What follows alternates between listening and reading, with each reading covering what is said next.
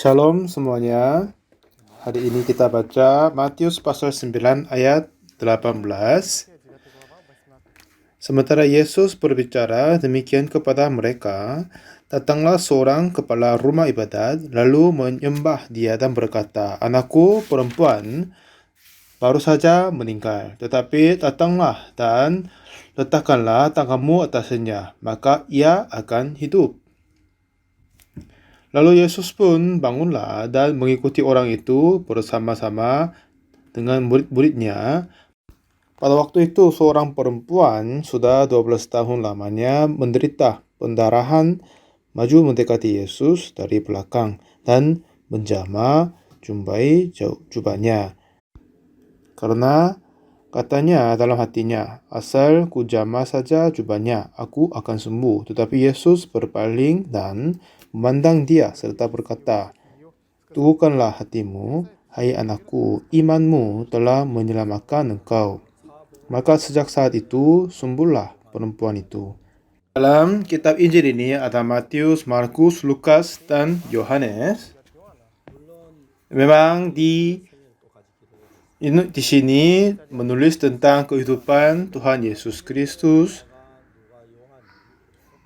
Tetapi kitab Matius, Markus, Lukas, dan Yohanes mereka tidak sama, sedikit berbeda. Mereka menyatakan apa yang kata Tuhan Yesus, tapi cara bagaimana ditulis oleh Matius, Markus, Lukas, dan Yohanes agak berbeda. Matius berkata Yesus tentang raja orang Yahudi. Markus menyatakan Yesus sebagai hamba dari Tuhan Allah. Dan juga Lukas berkata kepada Yesus tentang anak manusia. Dan Yohanes berkata Yesus adalah anak Allah. Jadi di Matius ada silsilah Yesus Kristus sebagai silsilah kerajaan dari orang-orang Yahudi kan. Dan Markus tidak ada silsilah Yesus Kristus. Ya memang hamba itu enggak ada silsilah kan. Tapi di Lukas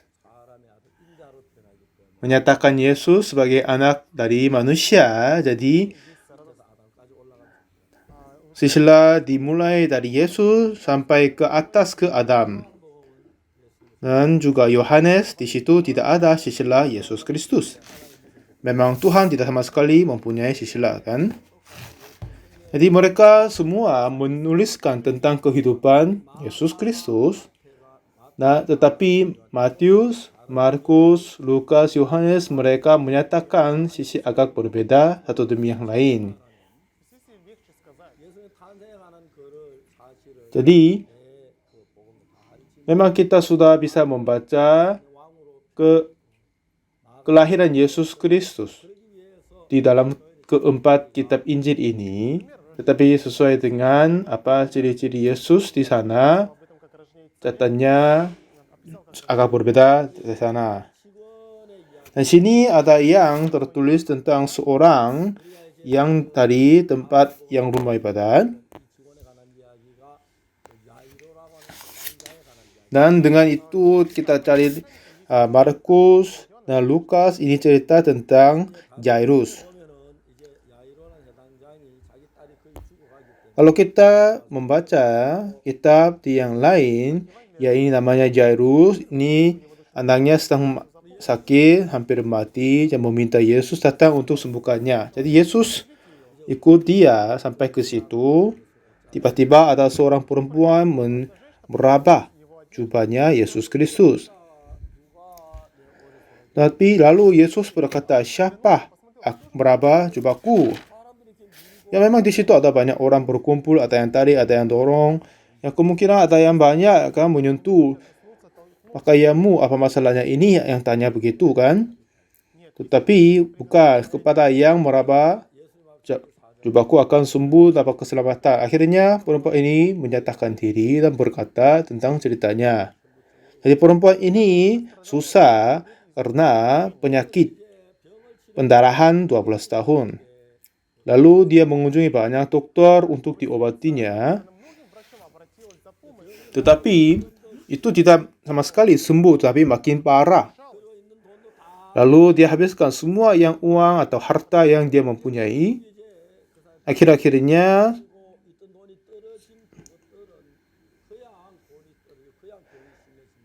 dia habiskan semua uang dan semua kesulitan dia mengalami itu tidak hanya kehabisan semua segalanya, tetapi itu akan menjadi kesempatan dia untuk cari Yesus Kristus, maju kepada Yesus Kristus. Jadi jika kita dengar cerita-cerita ini, kita terasa sangat-sangat bersyukur bagi Tuhan, karena jika perempuan ini masih ada uang, dia dapat ke rumah sakit, ke dokter. Ya, mungkin saya akan kunjungi dokter, rumah sakit akan disembuh. Jadi dia mempunyai harapan kepada bukan Yesus Kristus, tapi yang lain-lain. Karena dia masih mempunyai uang, jadi dia bisa cari dokter-dokter yang terbaik. Tapi semakin parah penyakitnya, akhirnya uang pun menjadi habis total. Walaupun dia terus mengunjungi dokter, tapi penyakitnya menjadi lebih parah. Akhir-akhirnya uangnya nggak ada lagi. Sekarang dia tidak bisa datang di rumah sakit. Lalu dia dengar tentang kabar Yesus Kristus. Akhir-akhirnya dia nggak ada pilihan lagi. Harus datang kepada Yesus Kristus.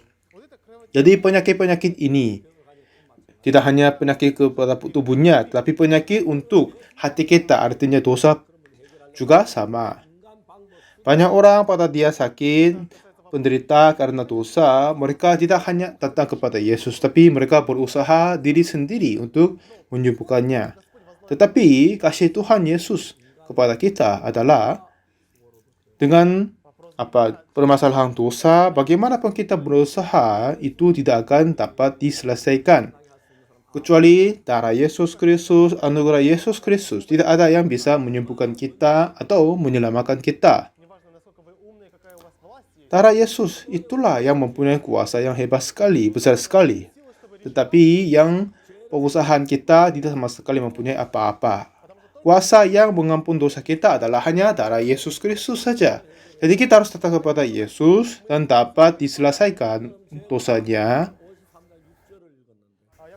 Kalau kita cari Yesaya 53 ayat 6 ini berkatanya, kita sesat seperti domba, masing-masing kita mengambil jalannya sendiri. Tetapi Tuhan telah menimpakan kepadanya kejahatan kita sekalian. Satu ketika saya baca kitab ini, saya terkaget.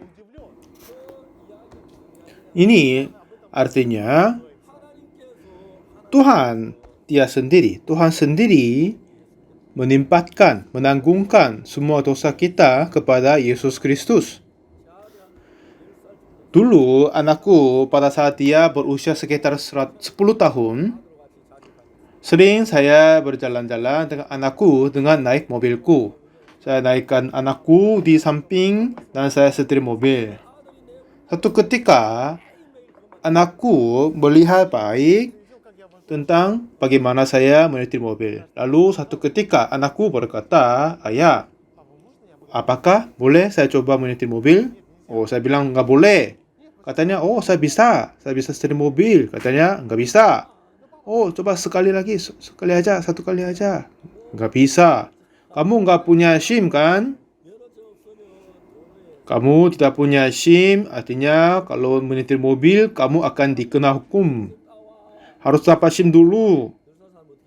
Tapi tidak ada pemerintah yang kasih SIM kepada anak 10 tahun itu kan. Tapi kiranya anakku dia bisa setir mobil.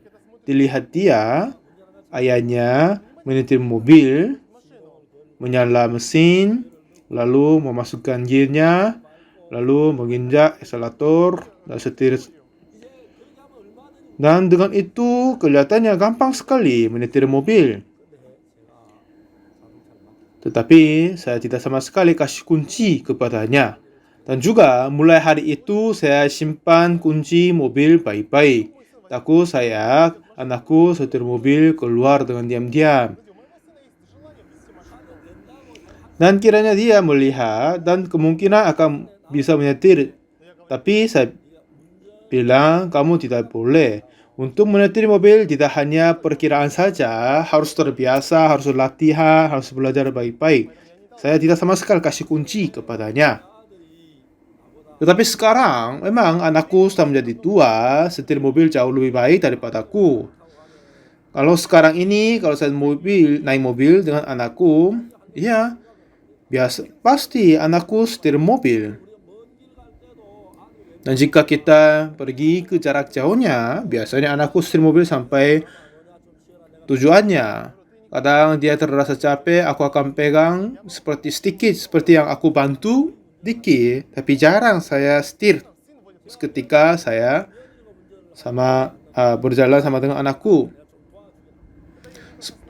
Dan juga menantu saya menyetir mobil, kadang saya membantu, tetapi ya biasanya dia akan setir. Tapi anak kecil, waktu dia masih kecil, dia setir mobil sendiri itu bahaya sekali kan? Tapi kiranya dia mungkin bisa. Seperti kita, pikiran manusia juga sama. Jika kita berusaha, mungkin tidak akan berbuat dosa banyak. Jika kita berpuasa dan berdoa, mungkin dosanya diampuni. Ini kita manusia berpikir begitu. Tetapi, apa yang kita berkata, kita sesa seperti domba. Masing-masing kita mengambil jalannya sendiri. Dan kemudian berkata, tetapi Tuhan telah menimpakan kepadanya kejahatan kita sekalian. Artinya kita yang berbuat dosa mengambil jalannya yang bersalah, tetapi Tuhan menimpakan kepada Yesus dosa kita, kejahatan kita. Artinya Tuhan tidak suruh kepada kita bahwa harus memindahkan, menanggungkan dosamu sendiri kepada Yesus. Kenapa Tuhan melakukan begitu? Saya mulai berpikir, jika Tuhan berkata kepada saya, "Ya, kamu sudah berbuat banyak dosa, kan? Jadi saya akan kirim Yesus kepadamu, kamu harus tanggungkan, menimpakan dosamu kepadanya." Tuhan tidak sama sekali berkata gitu. Tetapi kalau misalnya terjadi begitu, ya kita akan usahakan. Jika kita berbuat 5-10 dosa, mungkin bisa, tetapi kita masing-masing mempunyai dosa 10.000, 100.000 lebih banyak kan? Tetapi apakah kita sungguh bisa menimpakan sempurna kepada Yesus? Yang mungkin sebagiannya dan baik sudah bisa menimpakan, tetapi tidak semuanya dengan sempurna kan? Dulu saya kurang tahu tentang kehidupan rohani. Seingat saya catat di dalam tempat tulis, saya berdoa sesuainya dan menimpakan kepada Yesus. Tapi ternyata itu hal yang lucu sekali, tidak sama sekali akan terjadi. Jika saya sendiri menimpakan dosaku kepada Yesus, ya pasti akan kehilangan minimal satu kan. Kalau begitu, oleh karena satu dosa yang hilang itu, aku tidak bisa masuk kerajaan surga. Akhirnya, saya menimpakan kepada Yesus, menanggungkan dosa kita kepada Yesus itu tidak sama sekali bisa. Tapi manusia masih berusaha, berdoa, meminta ampun kepadanya. Untuk itu semuanya itu tidak masuk akal. Jadi Tuhan mengutus Yesus untuk menanggung dosa kita. Dan juga berkata kepada kita bahwa kamu tidak boleh melakukan apa-apa. Jangan kamu mencampur tanganmu untuk dosamu. Untuk menimpakan dosamu kepada Yesus, itu bukan hasil atau usahamu, tetapi kamu harus tinggalkan saja, biarkan aja. Akulah, Tuhan aku ini akan timpakan kepada Yesus. Jika kita yang menanggung jawab untuk menimpakan kepada Yesus, tidak ada yang sempurna untuk kasih kepadanya. Tetapi Tuhan berbuat itu, dialah yang akan sempurna menimpakan kepada Yesus. Karena pekerjaan Tuhan selalu sempurna. Dan menimpakan Yesus, dan mengampuni, dan menghapus dosa, ini semua segalanya. Kita tidak boleh ikut campur.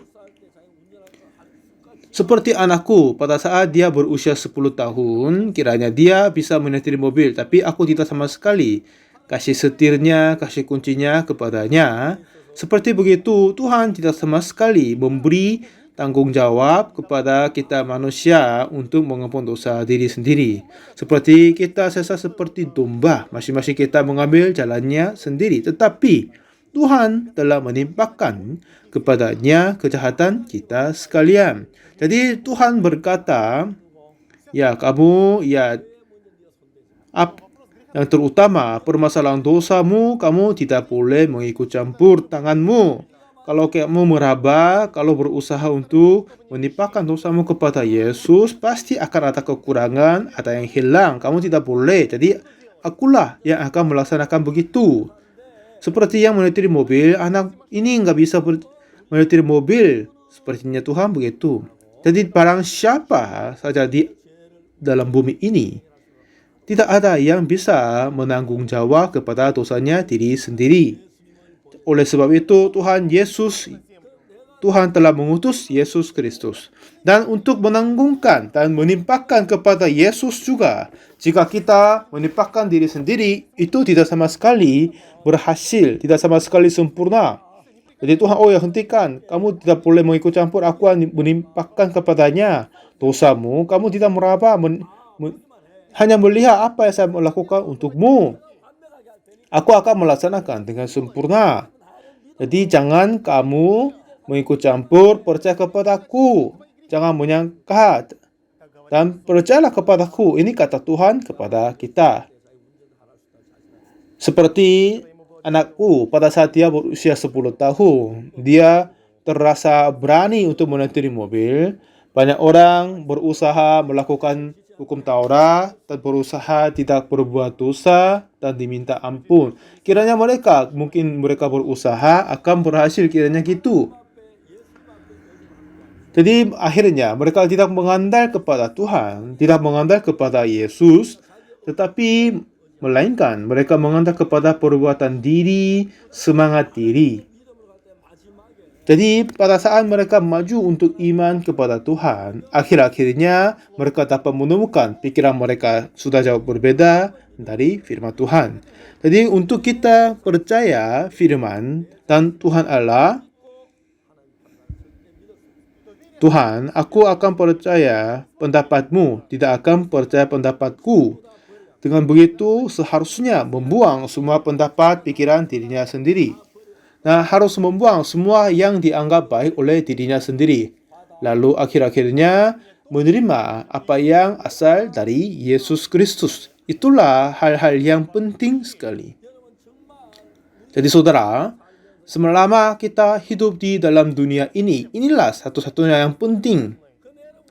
Tetapi seperti yang perempuan penyakit pendarahan pada saat dia sakit, ya, aku ini sekarang sakit, tetapi memang dokter-dokter ada yang banyak, yang terbaik, dan juga aku mempunyai kekayaan, jadi saya akan mengunjunginya. Selama dia mengunjungi dokter, dia mengandalkan kepada Yesus, tidak kan? Dan juga ada orang sakit 38 tahun di kolam Bethesda. Selama jangka waktu 38 tahun, apa yang dia melakukan? Dia pakai cara yang banyak sekali, mengandalkan kepada orang tua, uang, kakak, keluarga yang lain-lain. Tetapi semua orang tua, kakak, keluarga, dokter tidak sama sekali menyembuhkan dia dari penyakit. Akhirnya penyakit dia menjadi makin parah, akhirnya nggak bisa berjalan-jalan. Lalu Yesus datang kepadanya, lalu berkata, maukah engkau sembuh? Dan kiranya orang sakit ini, ya, jika ada yang bantu, masukkan saya terlebih dahulu. Pada saat kuncang air enggak pasti bagus, tapi enggak jadi kan? Akhirnya Yesus berkata, bangunlah, angkatlah tilammu dan berjalanlah. Di situ permasalahan sedikit yang kecil memulai. Sampai sekarang bagaimana kita hidup adalah setiap orang mempunyai ciri-cirinya beda, perbinatan yang berbeda, dan karakternya sudah berbeda. Dan juga, oleh sebab itu, walaupun kita menghadapi satu permasalahan, bagaimana kita paham sudah jauh berbeda. Dan semua orang mempunyai menyetir mobil, tapi cara bagaimana cari jalan atau setir mobil itu sudah berbeda. Dan juga kita selalu pakai jalannya diri. Jadi dengan cara diri dan permintaan diri kita melaksanakan sesuatu kerja. Dan memang kebudayaan dari antara tenaga dan bahasa dan cara hidup semuanya berbeda begitu. Tetapi dalam permasalahan menerima pengampunan dosa dan masuk kerajaan surga, itu tidak dapat dilaksanakan sesuai dengan permintaan kita dan jalan kita. Akhirnya kita harus menyangkal jalan diri sendiri.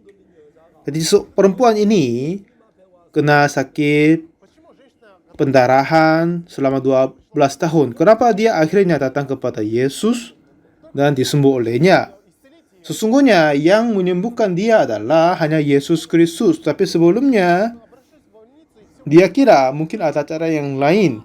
Tetapi akhir-akhirnya semua jalan, cara yang dia pakai itu sudah ternyata tidak akan berhasil. Lalu dia baru dapat dan datang kepada Yesus. Orang sakit 38 tahun juga sama. Sampai sekarang, dia juga mempunyai jalannya diri, caranya diri. Tetapi apakah itu berhasil? Tidak mungkin kan? Oleh sebab itu, Yesus berkata, bangunlah, angkatlah tilammu dan berjalanlah. Dia dapat menyangkal pikiran diri. Pikiran diri yang kalau ada goncangan air, mau meloncat di situ terdahulu. Dan juga ada yang diminta bantu. Ini kiranya dia, sangkanya dia dulu, tetapi ternyata itu semuanya tidak akan berhasil dan tidak berguna. Tetapi hati Yesus, jalan Yesus sudah jauh berbeda. Katanya, bangunlah, angkatlah tilammu dan berjalanlah. Lalu, ini tertinggal, apakah dia memilih caranya diri atau pilih caranya Yesus Kristus. Jalannya dan jalannya Yesus sudah jauh berbeda. Nah, Yesus berkata, bangunlah, angkatlah tilammu dan berjalanlah. Dan di dalam firman itu, dia memulai berpikir tentang hatinya. Ya, sampai sekarang saya berusaha semuanya, tapi semuanya kalah. Tapi kata dia tidak sama sekali ngerti. Tapi coba saya ikut dia. Walaupun itu kelihatannya tidak akan mungkin, tapi coba saya ikut dia. Dia tidak sama sekali percaya dan bisa paham. Kakinya menjadi kering, nggak bisa berjalan, sudah berusaha berdiri, nggak jadi. Tapi kata Tuhan, ya bangun dan berjalan. Lalu dia coba bangun dan berjalan. Semuanya akan terjadi oleh jalannya Tuhan. Jadi perempuan sakit pendarahan 12 tahun juga sama gitu. Sampai sekarang bagaimana dia berusaha untuk caranya diri, semuanya kalah. Jadi dia sesungguhnya mengharapkan ketemu Yesus dan disembuh olehnya. Jadi di dalam hati perempuan ini, iman kepada Yesus memulai besar. Setelah iman kepada Yesus menjadi besar dan berkembang, akhirnya walaupun Tuhan tidak berdoa khusus kepadanya, tetapi cuma meraba jubahnya saja, mungkin pasti aku sembuh. Dia mempunyai iman begitu. Tetapi ada yang orang tidak mempunyai iman. Akhirnya dia meninggikan pikiran diri sendiri. Jadi walaupun dia membaca Yesus telah mengampuni dosanya, tapi dia tidak percaya. Tetapi percaya pikiran diri bahwa dia masih punya dosa. Tetapi perempuan ini, walaupun Yesus tidak berkata kepadanya sendiri, tetapi iman kepada Yesus mulai berkembang dan mempunyai harapan terbaru di dalam hatinya. Karena dia sudah mengetahui bahwa semua caranya, jalannya sudah tidak akan berguna. Ya kan? Jadi Tuhan mau mengajar kepada kita. Cara kita manusiawi tidak akan berhasil karena kita hanya mengaku bahwa caranya Tuhan, jalannya Tuhan adalah satu-satunya yang benar. Jadi saya pun sudah mengetahui itu. Akhirnya, walaupun firman Tuhan tidak cocok dengan pikiranku, saya bisa terima. Dan setiap kali saya percaya dan terima firman Tuhan Yesus, pekerjaan Tuhan dapat dinyatakan kepadaku seperti yang dinyatakan kepada perempuan itu. Dosaku telah dihapuskan dan hidup kudus dan dengan berbahagia. Jadi sampai sekarang saya mengasihi Yesus, memandangnya dan percaya. Terima kasih banyak. Kita ketemu sesi berikutnya.